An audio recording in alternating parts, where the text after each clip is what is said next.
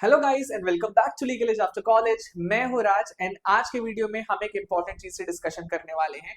तो देखो गाइस, मैं होप कर रहा हूं कि आप में से बहुत सारे लोग होंगे जो कि फॉर्म को ऑलरेडी फिल कर चुके होंगे, और नहीं किया है तो रिमाइंड करा दो कि 21 जुलाई आपकी लास्ट डेट होने वाली है फॉर्म फिल करने की। तो मेक श्योर कि आप फॉर्म टाइम पे फिल कर लो यहाँ पे, ठीक है। अब एक और चीज है कि अगर आप फॉर्म को फिल करने बैठते हो ना, तो एक चीज पे आके आप अटक सकते हो, और वो है कि भाई आपको एक प्रेफरेंस लिस्ट चूज करनी है। तो देखो, सिंपल सी बात समझो कि प्रेफरेंस लिस्ट एग्जैक्टली करती क्या है। ओके, पहले ये समझ लेते हैं, फिर समझते हैं कि इस प्रेफरेंस लिस्ट को भरना कैसे है, किस बेसिस पे भरना है हमें, ठीक है। सिंपल सी बात समझो, आईबीपीएस एसओ कोई एक अथॉरिटी नहीं है। जैसे एसबीआई, सॉरी आपकी एसबीआई हो गया, सेबी हो गया या आरबीआई हो गया, यहाँ पर सिर्फ एक बैंक है, एक अथॉरिटी एग्जामिनेशन कंडक्ट करती है, और अगर आपका सिलेक्शन होता है तो आप इस अथॉरिटी के लिए वर्क करोगे, राइट। आईबीपीएस ऐसा नहीं है। आईबीपीएस कोई एक पर्टिकुलर बैंक नहीं है, कंसोर्टियम है 11 बैंक्स का, राइट। यानी कि आपको जब इसमें नौकरी लगेगी तो आपका 11 बैंक में से किसी बैंक में नौकरी लग सकती है, ठीक है।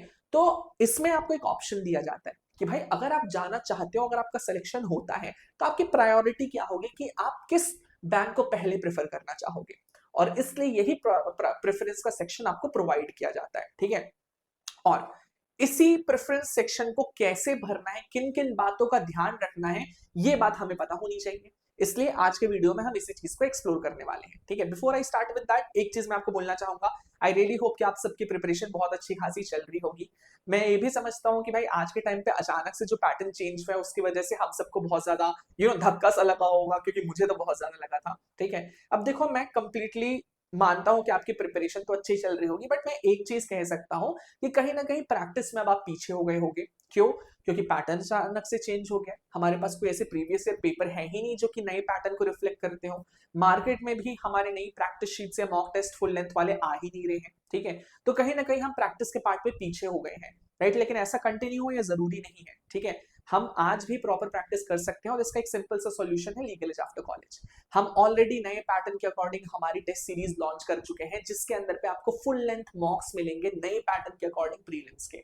अब इसको अगर आपको एक्सेस करना है तो सिंपल सा एक काम कर सकते हो, कमेंट सेक्शन में जाके लिंक लिख दो, और आपको लिंक मिल जाएगी टेस्ट सीरीज की, और वहां पर आपको 15 मॉक्स मिल जाएंगे, जिसको आप एक्सेस कर सकते हो अपनी प्रैक्टिस के लिए। तो वो चीज आपकी वहां पर से सॉर्ट हो जाएगी, ठीक है। तो अगर आपको टेस्ट सीरीज चाहिए, comment down link in the comment section, and आपको लिंक मिल जाएगी टेस्ट सीरीज की, ठीक है। Now once that is out of the system, एक और चीज मैं बताना चाहूंगा आपको यहाँ पे। अगर आप IBPS SO law officer examination के लिए प्रिपरेशन कर रहे हो, सारी की सारी प्रिपरेशन की चीज एक जगह पे चाहिए, तो मैं आपको बता दूं कि हम ऑलरेडी अपना क्रैश कोर्स लॉन्च कर चुके हैं, और इस क्रैश कोर्स के अंदर आपको अपडेटेड सिलेबस के अकॉर्डिंग 500 से ज्यादा आवर्स की क्लासेस मिल जाएंगी, राइट। इसके अलावा आपको जितना भी स्टडी मटेरियल रिक्वायर होगा, फिर चाहे वो रीजनिंग का हो, जनरल अवेयरनेस का हो, इंग्लिश का हो या लॉ का हो, सब डिजिटल फॉर्मेट में मिल जाएंगे एक्सेस करने के लिए। नए पैटर्न के अकॉर्डिंग आपको 30 मॉक टेस्ट भी मिल जाएंगे आपके प्रीलिम्स के एग्जामिनेशन के, एंड अपार्ट फ्रॉम दैट जितने भी आपके मेजर सब्जेक्ट्स हैं उनकी सारी की सारी नए पैटर्न के अकॉर्डिंग प्रैक्टिस शीट्स भी मिल जाएंगी, ठीक है। तो एक जगह पे सारी चीज आपको अवेलेबल हो जाएगी, यहाँ पे कहीं पे और जाने की आपको जरूरत पड़ेगी ही नहीं, ठीक है। चलो, ऑन दिस नोट अब स्टार्ट करते हैं हमारे प्रेफरेंस लिस्ट के बारे में। नाउ प्रेफरेंस लिस्ट का बेसिक मकसद क्या होता है आपका, कि डिपेंडिंग ऑन योर रैंक आपको सबसे पहले कौन सा बैंक चाहिए, आप उसके अकॉर्डिंग सेट करते हो, ठीक है।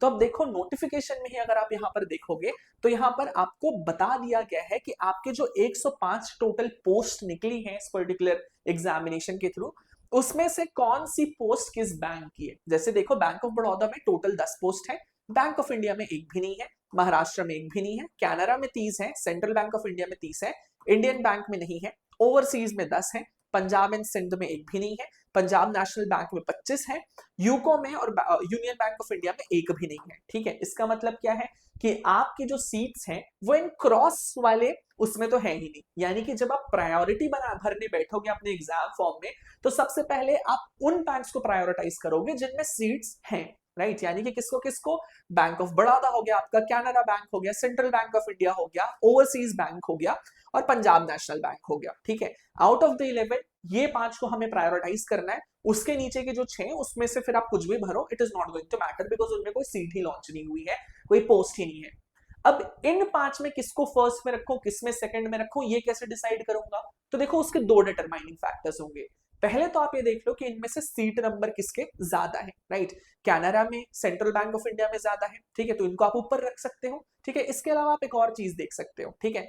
मान लो आप यहां पर देखोगे कि अगर आप किसी पर्टिकुलर कैटेगरी को बिलोंग करते हो, ठीक है, तो देखो आप जैसे बैंक ऑफ बड़ौदा में देखोगे तो बैंक ऑफ बड़ौदा में आप देखोगे कि एससी के लिए जो है एक सीट है और इंडियन ओवरसीज बैंक में भी एक सीट है, राइट। लेकिन वहीं अगर मैं कैनरा बैंक की बात करूं तो यहाँ पर 4 सीट्स हैं। तो अगर आप एससी कैटेगरी को बिलोंग करते हो तो आई वुड से कि आप अपनी कैटेगरी के अकॉर्डिंग कैनरा बैंक हो गया या सेंट्रल बैंक ऑफ इंडिया को हायर प्रायोरिटी में रख सकते हो, ठीक है। एक तो ये फैक्टर हो गया। दूसरा फैक्टर है आपको ये समझना है कि जब आप आईबीपीएस एसओ लॉ ऑफिसर की तरह पे सेलेक्ट होगे ना, तो उसमें एक चीज इंपॉर्टेंट है कि आप कहां पे वर्क करोगे। तो आप कहां पे वर्क करोगे, आप तो या तो रीजनल हेडक्वार्टर्स में वर्क करोगे या तो आप मेन हेडक्वार्टर्स में वर्क करोगे या अदर रीजनल ब्रांचेस में वर्क करोगे, लेकिन चांसेस आर हायर कि आप जो है हेडक्वार्टर्स में वर्क करोगे, ठीक है। तो कौन से बैंक का हेडक्वार्टर्स कहां सिचुएटेड है ये भी आपको जानना जरूरी है, राइट। बिकॉज हो सकता है कि कुछ बैंक ऐसे होंगे जिनका हेडक्वार्टर्स आपकी होम स्टेट में हो, तो आपको एक मौका मिल जाएगा अपनी होम स्टेट में रहने का, ठीक है। तो देखो जैसे सिंपल सी बात कहूं तो central bank of India, union bank of India हो गया यहाँ पर आपका, या बैंक ऑफ इंडिया हो गया, उसका मुंबई महाराष्ट्र में है। कैनरा बैंक का बैंगलोर में है। पंजाब एंड सिंध बैंक हो गया, पंजाब नेशनल बैंक हो गया, उसका दिल्ली में है। इंडियन ओवरसीज बैंक और इंडियन बैंक का चेन्नई में है। यूको बैंक का कोलकाता में है। बैंक ऑफ महाराष्ट्र का पुणे में है। बैंक ऑफ बड़ौदा का वडोदरा में है, ठीक है। तो देखो अगर आप कोई भी ऐसे व्यक्ति हो जो कि बैंक ऑफ बड़ौदा में जो वडोदरा में या गुजरात में रहना चाहता है, तो आपकी प्रायोरिटी लिस्ट में बैंक ऑफ बड़ौदा हाई होना चाहिए। आप कोई ऐसे व्यक्ति हो जो कि महाराष्ट्र में या मुंबई को टारगेट करना चाहते हो, तो फिर आप central bank of India, union bank of India या बैंक ऑफ महाराष्ट्र को जो है हायर प्रायोरिटी में रख सकते हो, ठीक है। तो बेसिक्स आंसर यहां पर यही है कि आप प्रेफरेंस लिस्ट जब भरोगे तो दो फैक्टर्स पे मेनली डिपेंड करेगा कि भाई कौन से बैंक ने कितनी पोस्ट निकाल के रखी हुई है एंड ये बैंक्स कहां पर सिचुएटेड है।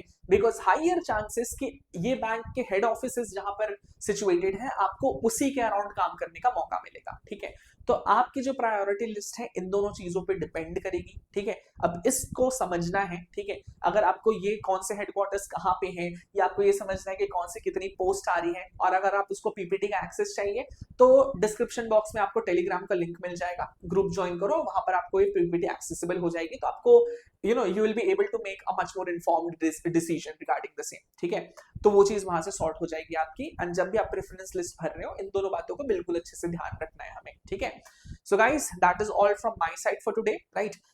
एक और चीज है गाइस जो कि मैं आपको यहाँ पर बताना चाहता हूँ कि अगर आप IBPS SO law officer examination के लिए प्रिपरेशन कर रहे हो, यहाँ पे कहीं पे भी अटक रहे हो, किसी टॉपिक में फंस रहे हो, किसी पर्टिकुलर चीज में गाइडेंस चाहिए, do let us know in the comments. उस पे यूट्यूब वीडियो हम बना ही लेंगे। एंड अपार्ट फ्रॉम दैट अगर आपको स्ट्रैटेजी से रिलेटेड कोई डिस्कशन करना है, आप कहीं पे फंस रहे हो, समझ नहीं आ रहा है कि आगे कैसे बढ़ो, या आप हमारे क्रैश कोर्स में इंटरेस्टेड हो, या आप हमारी टेस्ट सीरीज में इंटरेस्टेड हो, you just need to make a call at 6363 and our team will reach out to help you out, right? Apart from that guys, अगर आप नई नई अपडेट से अपडेटेड रहना चाहते हो, नई इन्फॉर्मेशन से अपडेटेड रहना चाहते हो, और in general if you just want to connect with a community of like-minded people, you can follow us on our Telegram channel, Instagram channel, or on YouTube channel, and we'll be happy to help sort things out for you, right? So guys, if you like what you're seeing, do like, share, and subscribe. And if you have any queries, do let us know in the comments. Thank you so much, and all the best.